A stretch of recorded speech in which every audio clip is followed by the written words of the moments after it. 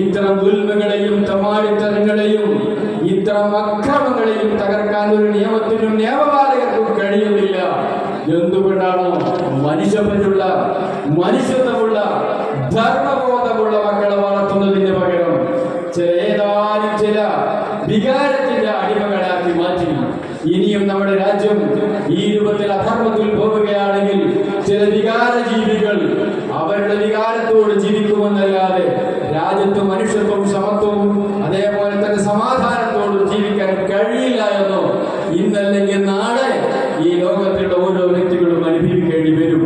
അത് കണ്ടറിഞ്ഞുകൊണ്ടാണ് ഈടെയുള്ള നല്ലവരായ ആൾക്കാർ, പ്രത്യേകിച്ച് പരിശുദ്ധമായ അഹ്ലുസുന്നത്ത് വൽ ജമാഅത്തിന്റെ ആലിമീങ്ങൾ, അഭിമന്യനായ ബഹുമാനപ്പെട്ട സുൽത്താനുൽ ഉലമ, താജുൽ ഉലമ, താജുൽ മുഹദ്ദിദീൻ പോലെയുള്ള പണ്ഡിതന്മാരുടെ ദീർഘവീക്ഷണങ്ങളെ കൊണ്ടോ എന്ത് തന്നെ ആര് തന്നെ പാർശ്വവൽക്കരിക്കപ്പെട്ടാൽ ശഫീഉനാ റസൂലുള്ളാഹി സ്വല്ലല്ലാഹു അലൈഹി വസല്ലം തങ്ങളുടെ തിരുസുന്നത്ത് നെഞ്ചിലേറ്റുന്ന ഒരു വിഭാഗമല്ലാത്ത ഒരു വിഭാഗം ഇവിടെ കൂടിയേ തീരുമെന്ന നിലക്കാണ് എല്ലാവിധ പ്രതിസന്ധികളെയും മറികടന്നുകൊണ്ട് ഇവിടെ പരിശുദ്ധമായ അഹ്ലുസുന്നത്ത് വൽ ജമാഅത്തിന് ശക്തമായ നേതൃത്വം നൽകി വന്നത്. അതുകൊണ്ട് തന്നെ ഒരു കാലത്ത് സമസ്ത കേരള ജമീയത്തുൽ ഉലമക്ക് ദൗർഭാഗ്യകരമായ ഒരു ഭിന്നിപ്പിനെ വിശേഷിപ്പിച്ചെങ്കിലും ഇന്നത്തെ സമൂഹം സമ്മതിച്ചുകൊണ്ടിരിക്കുകയാണ്.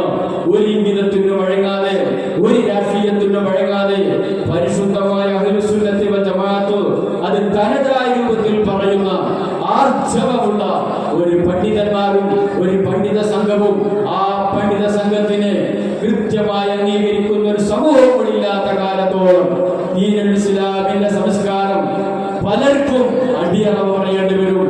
ഇസ്ലാമിന്റെ സംസ്കാരം കാണാൻ സാധിക്കില്ല. ലിബറൽ ഇസ്ലാം കാണാം, സോഷ്യൽ ഇസ്ലാം കാണാം.